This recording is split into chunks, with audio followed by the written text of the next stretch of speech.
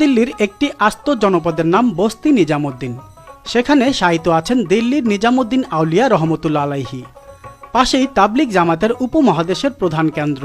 খানিক দূরে আরেক নিঃসঙ্গ কবরগাহে চিরনিদ্রায় মগ্ন আছেন দক্ষিণ এশিয়ার উর্দু, ফার্সি, কবিতা ও গজলের অবিস্মরণীয় প্রতিভাবান মির্জা আসাদুল্লাহ বেগ গালিব।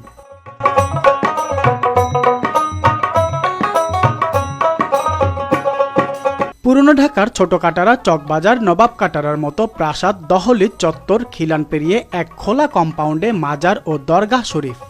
দরগাহের চারিপাশে সুলতানি মুঘল আমলের নানা স্থাপত্যের উপস্থিতি। দিল্লির নিজামুদ্দিন আউলিয়া উত্তর প্রদেশের বাদায়ুনে জন্মগ্রহণ করেন।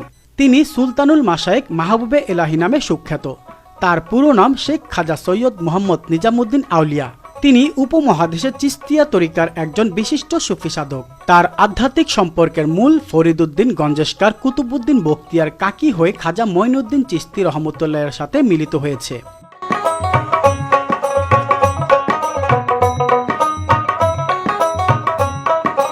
প্রতি সপ্তাহে হাজার হাজার মুসলিম সহ হিন্দু, খ্রিস্টান এবং বিভিন্ন ধর্মাবলম্বীরা দরগা পরিদর্শনে আসেন। এছাড়াও প্রতি বছর আরবি হিজরি মাসের 17 এবং 18 রবিউস-সানি তারিখে নিজামুদ্দিন আউলিয়ার ওরস তথা মৃত্যুবার্ষিকী নিজামুদ্দিন আউলিয়ার দরগাহে পালিত হয়। এ সময় সারা বিশ্ব থেকে দফায় দফায় ভক্তবৃন্দরা ছুটে আসেন মাজার শরীফে। চিশতিয়া ধারার পূর্বসূরিদের মতো তিনিও আধ্যাত্মিক ধারাবাহিকতা বা সিলসিলাকে পরিপুষ্ট করেছেন, যা উপমহাদেশে ব্যাপক জনপ্রিয়। প্রেম, মানবপ্রেম, জনকল্যাণের প্রণোদনা রয়েছে এই সিলসিলায়। স্রষ্টার প্রেম আর মানবপ্রেমের মিলিত রূপ দিয়ে ইসলামের মরমী ও মানবিক রূপ ফুটিয়ে তোলা হয়েছে সুফিদের তৎপরতায়।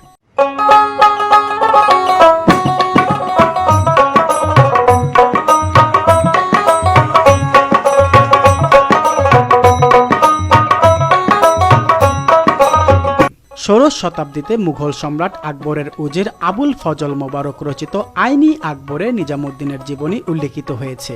20 বছর বয়সে নিজামুদ্দিন বর্তমান পাকিস্তানে পাকপাত্তান যান এবং সুফি সাধক ফরিদউদ্দিন গঞ্জেশকারের শিষ্যত্ব গ্রহণ করেন, যিনি বাবা ফরিদ নামে অধিক পরিচিত।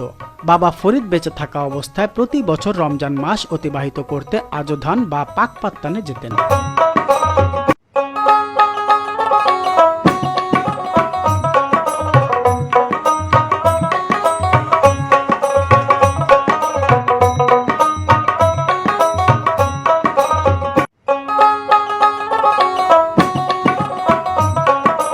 স্থায়ীভাবে বসবাস করার আগে নিজামুদ্দিন দিল্লির বিভিন্ন জায়গায় বসবাস করতেন। পরে বর্তমান স্থানে খানকা আধ্যাত্মিক শিক্ষালয় প্রতিষ্ঠা করেন। এখানে তার নিজস্ব আবাসস্থল ছিল। খুব অল্প দিনের মধ্যেই খানকাটি গরিব ধনী সহ সকল প্রকারের মানুষের ভিড়ে লোকারণ্য হয়ে পড়ে।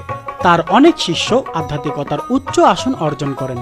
তাদের মধ্যে শেখ নাসিরউদ্দিন মোহাম্মদ চিরাগি দিল্লি এবং দিল্লি সালতানাতের রাজ্যসভার কবি আমির খসরু অন্যতম।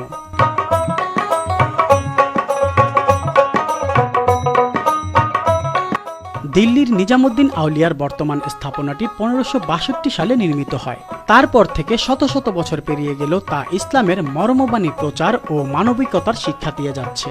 হিংসায় উন্মত্ত পৃথিবীতে জ্বালাচ্ছে প্রেম ও পরহিতের আলোকশিখা। স্রষ্টার সকল সৃষ্টির মধ্যে উজ্জ্বল করেছে মৈত্রী ও মিলনের আবহ। দিল্লির নিজামুদ্দিন রহমতুল্লাহ আলাইহির দরগা শরীফ থেকে আজ এখানেই বিদায় নিচ্ছি। তারেক হোসেন বাপ্পি, আন্তর্জাতিক সংবাদ।